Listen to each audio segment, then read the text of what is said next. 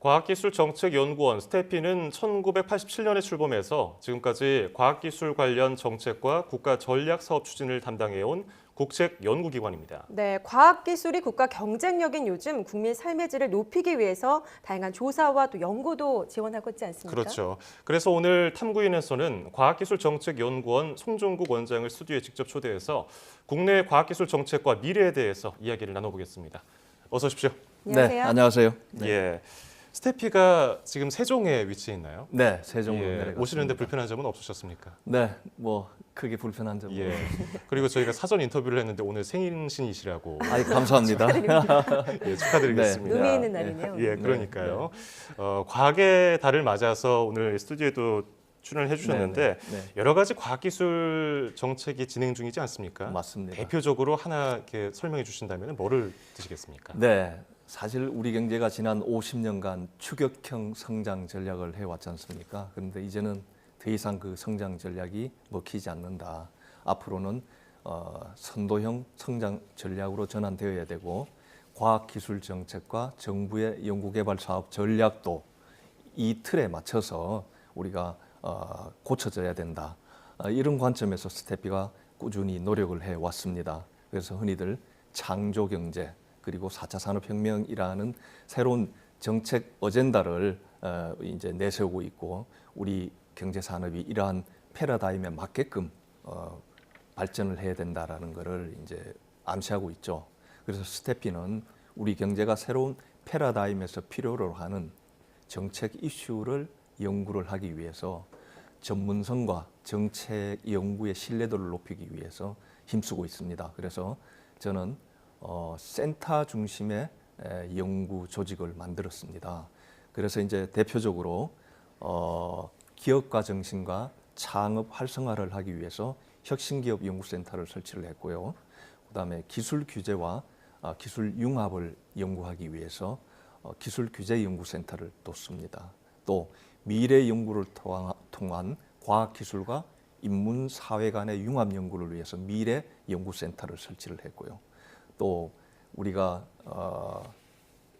원조를 받은 나라에서 원조를 주는 나라가 됐지 않습니까? 예. 그래서 국제기술혁신 협력을 통해서 우리가 ODA 사업을 활성화시켜 보고자 해서 국제기술혁신협력센터를 지금 설치해서 우리 정책의 전문성은 물론이고 새로운 패러다임으로 가야 되는 우리의 그 정책 방향을 잡아 나가고 있습니다. 네, 센터 중심 체제로 개편을 해서 연구 전문성을 더 강화시키는 것이 이제 목표로 하고 계신 네. 것 같은데 지금 국민들의 삶의 질을 높이기 위해서 이런 응용 연구 관련 정책들도 진행되고 있는 것들로 알고 있거든요. 네, 맞습니다. 어떤 정책, 어떤 네. 사업들이 지금 진행이 되고 있는 건가요? 네, 우리가 사실 경제 발전과 산업의 경쟁력을 촉진시키기 위해서 과학기술을 많이 활용을 했는데요. 예. 이제는 국민의 삶의 질을 좀 더 향상시키는 쪽으로 포커스를 이동해야 된다라고 저희는 생각합니다. 그래서 저희 스태피에서는 사회 문제 해결을 하기 위한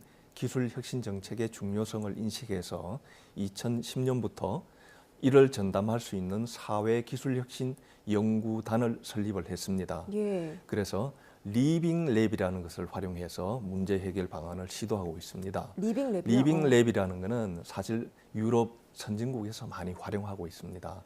그러니까 연구실 안에서만 연구가 진행되는 것이 아니라 그것이 직접 시민, 즉 어떤 기술을 필요로 하는 수요자와 함께 참여를 해서 문제를 해결해 나가는 그러한 형태의 연구 방법이라고 할 수 있습니다. 그래서 예. 지금 현재 미래부와 산업부에서는 이미 리빙랩 방식을 도입해서 기술의 현장 및 수요 지향성을 제고하는 시도가 이루어지고 있고요. 일부 지방자치단체, 예를 들어 서울시라든가 성남시, 대전시에서도 이러한 지역 문제 해결을 하기 위해서 저희와 함께 리빙랩을 만들어서 같이 사회적인 문제들을 해결하려고 노력을 하고 있습니다. 예, 네. 단순히 과학이 그동안 하나의 수단으로 사용이 됐다면 이제는 우리 생활 속으로 깊숙이 들어오는 중심으로 맞습니다. 들어오는 그런 정책이 펼쳐질 것 맞습니다. 같은데요. 그래서 특히 YTN의 예. 도움이 필요하죠. 네. 네. 자, 그리고 과학기술 정책에 있어서 사람만큼 또 중요한 게 없지 않습니까? 맞습니다. 근데 인재 양성 정책에 있어서 문제점은 없다고 보시는지요? 네, 사실 미국이 100년 이상 저렇게 세계를 리드할 수 있었던 거는 전 세계의 가장 우수한 인력들을 활용하고 우수한 인력들이 미국으로 가서 일을 하기 때문입니다. 그래서 정말 우리 앵커께서 말씀하신 대로 인재가 가장 중요하다. 그래서 창의적인 인재를 어떻게 육성하느냐, 또 우수한 이공계 인력을 어떻게 잘 취업을 시켜서 또 그 창의적인 연구 활동을 보장해 주느냐가 가장 큰 관건이라고 생각합니다. 예. 그래서 이 문제는 우리 과학기술만 분야만 참여해서 풀 수 있는 게 아니라 교육부터 초등학교부터 대학에 이르기까지 교육 정책과 함께 풀어야 되는 문제라고 생각합니다. 그래서 지금 현 정부가 STEAM이라고 있습니다. Science, Technology, Engineering, Arts, Mathematics 이 분야 5개 분야가 합쳐진 정부의 융합 인재 교육 프로그램을 통해서 창의적인 융합 인재를 육성하려고 지금 시도를 하고 있습니다. 그래서 우수한 연구 인력이 계속 배출이 되고 그 인력들이 창의적인 성과를 낼 수 있는 어떤 자율과 책임에 의한 연구 분위기를 만들어 주면은 이 지능화 사회에서 우리나라도 정말 다른 나라와 경쟁할 수 있는 그런 여건이 충분히 갖추어진다고 생각합니다. 그래서 앞으로 정부의 한 20조 원 되는 연구 개발비가 연구 활동과 지원 성과를 챙기는 것뿐만 아니고 연구 인력의 고용과 연구 개발 지원을 연계시키는 방안을 찾아서 잘 활용을 해야 될 거다라고 생각합니다. 예. 네, 저희도 노력을 하고 있습니다. 네.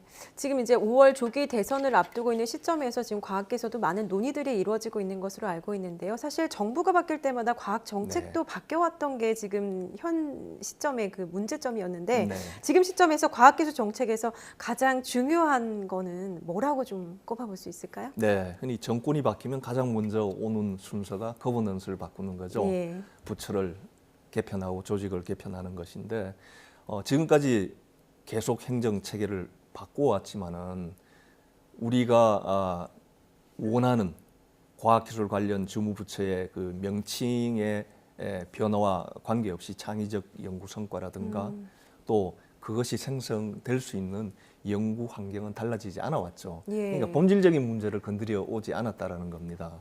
그래서 저희는 뭐 흔히들 뭐 3D 프린터다, 4차 산업혁명이다라는 터미놀로지를 활용을 하고 있지만은 그 터미놀로지 자체의 의미는 있습니다. 그렇지만 근본적인 거는 사실은 정책의 일관성을 가져가야 된다. 그래야 우리가 변화하는 그런 시대의 그 문제점들을 따라잡을 수 있고 해결할 수 있는 것이다. 그래서 저희 스태피에서는 지능화 사회에 이르는 4차 산업혁명에서 가장 중요한 것이 창의적 인력 육성, 아까 말씀드린 대로 그다음에 예.